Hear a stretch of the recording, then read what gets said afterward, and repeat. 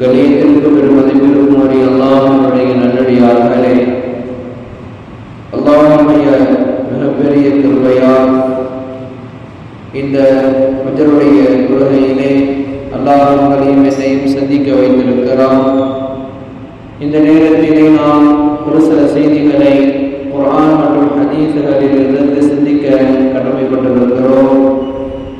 கனிமானவர்களே, பெருமானார் ஸல்லல்லாஹு அலைஹி வஸல்லம் அவர்கள் இந்த மனித சமூகத்திற்கு பல செய்திகளை நற்செய்திகளாக சொல்லக்கூடிய பஷீராகவும், நரகம் மற்றும் அதை சார்ந்த செய்திகளை அச்சமூட்டி எச்சரிக்கை செய்யக்கூடிய நதீராகவும் இருக்கிறார்கள்.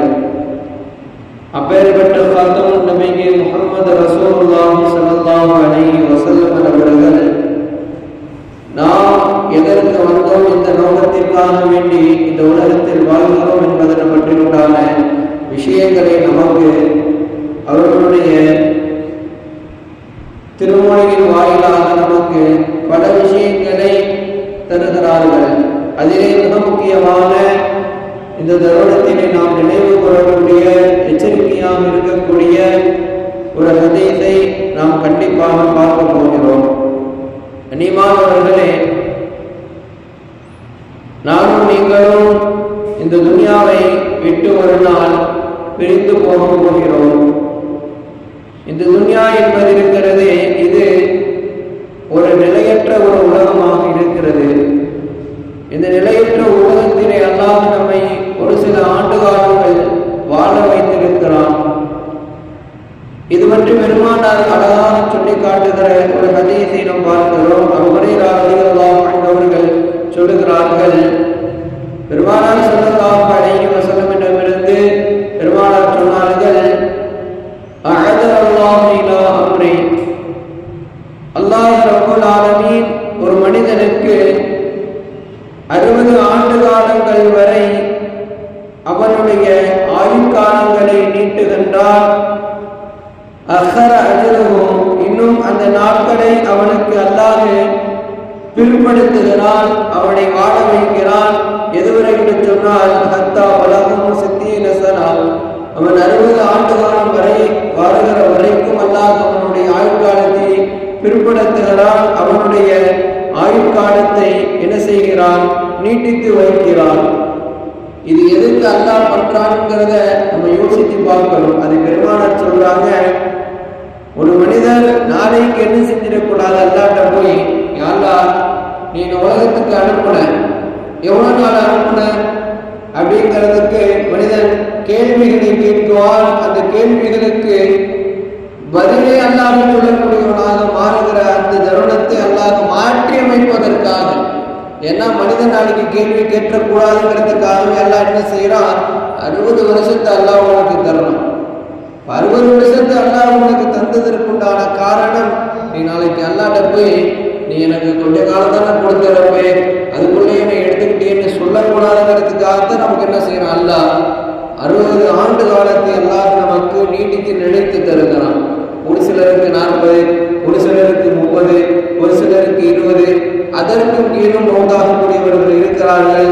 ஆக ஒரே ஒரு செய்தியை மட்டும் இங்க நம்ம ஞாபகத்துக்கு வச்சிருந்தோம். ஒன்னே பாலிகானதற்கு பிறகு, விவரம் தெரிந்ததற்கு பிறகு. பெருமானார் இன்னும் அழகாக சொல்லுவார்கள் தன் ஹதீஸிலே, ஒரு சிறுவனுக்கு அல்லது ஒரு பையனுக்கு 7 வயசாயிடுச்சுன்னா அவன் என்ன செய்யணும்? தொழுகைக்கு அனுப்பணும். தொழுகைக்காக வேண்டிய அவனுக்கு சொல்லணும், பள்ளிக்கு கூட்டு வரணும்.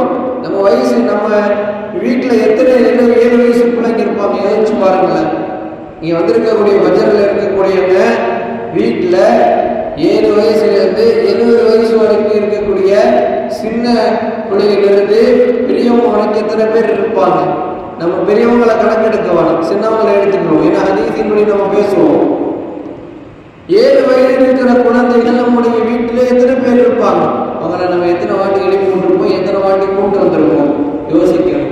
நம்ம அவங்கள என்ன செய்யறத, அவங்கள நம்ம கண்டுக்கிறது இல்லை. காரணம் என்ன?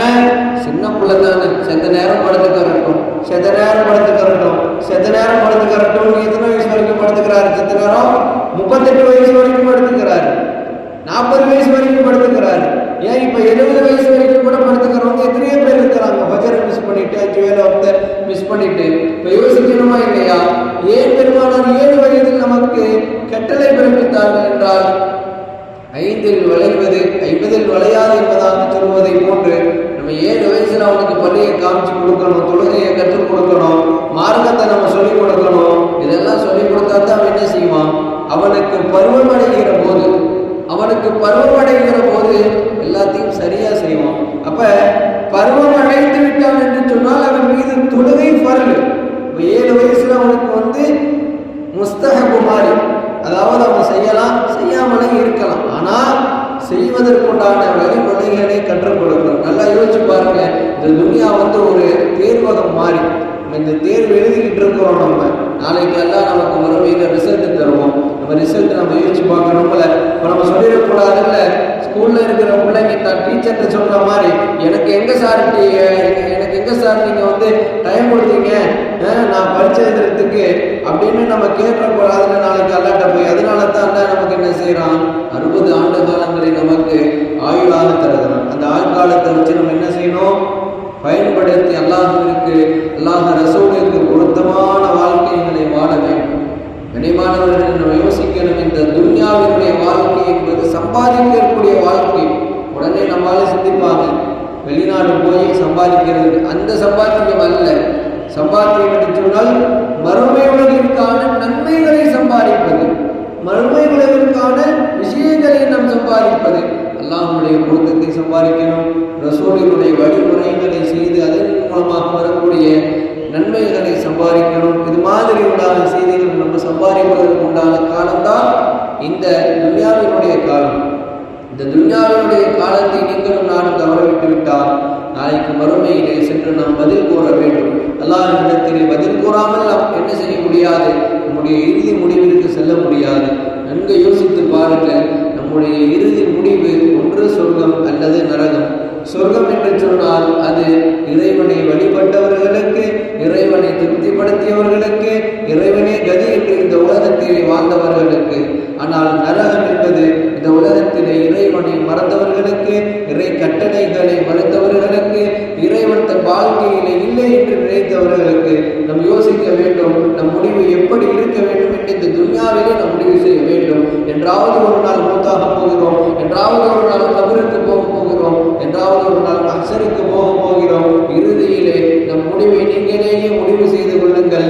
நான் அல்லாஹ்விற்காக வாழ்ந்தேன் என்று சொன்னால் என்னுடைய முடிவு, இறுதி முடிவு சொர்க்கமாக இருக்கும். நான் அல்லாஹ்விற்காக வேண்டி வாழவில்லை, என் மனம் வாழவில்லை என்று சொன்னால் என் முடிவு நரகத்திற்கு தான் செல்லும். எனவே அன்பானவர்களே, நபி அவர்களுடைய ஒவ்வொரு ஹதீஸுகளும் ஒவ்வொரு விஷயங்களும் நம்முடைய உணர்வுகளை தட்டி பறிக்கக்கூடிய, நம் வாழ்க்கைகளை நேர்படுத்தக்கூடிய ஒரு விஷயமாக இருக்கிறது. இதை நீங்களும் நானும் யோசித்து, இதை சிந்தித்து வாழ்க்கையிலே இன்மை மறுமையினுடைய விஷயங்களை கண்டு நம் வெற்றியோர்களுடைய பட்டியலினை மாற வேண்டும். அவன் மாறக்கூடிய வாக்கியத்தை அல்லாஹ் நம் அனைவருக்கும் தருவானாக.